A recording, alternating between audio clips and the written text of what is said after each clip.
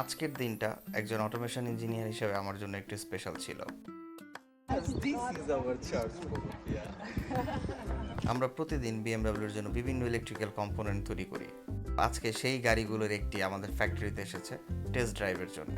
আমি আর আমার কলিগ গাড়িটা কাছ থেকে দেখলাম, কিছু ছবি আর ভিডিও করলাম, দেন টেস্ট ড্রাইভের সুযোগ পেলাম। Let's drive. Passa por aí, tio. Tio Dite. সত্যি বলতে একজন অটোমেশন ইঞ্জিনিয়ার হিসেবে অনুভূতিটা অন্যরকম। Looks wonderful. Wow, I like this car. Wonderful car. Yeah. No. With you. Now you have to. Now.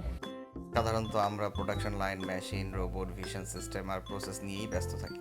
আজকে যখন গাড়িটা চালাচ্ছিলাম তখন মনে হচ্ছিল প্রোডাকশন লাইনের প্রতিটা sensor, PLC program, robot movement আর কোয়ালিটি চেকের পেছনে একটা বড় উদ্দেশ্য আছে। এটা ইঞ্জিনিয়ারিংয়ের সবচেয়ে সুন্দর দিক। আপনি শুধু একটা মেশিন নিয়ে কাজ করেন না, আপনি এমন একটা প্রোডাক্টের অংশ হন যেটা একদিন রাস্তায় চলে। Awesome car, man. It's a very good car. Hi, আমি মাইনুল।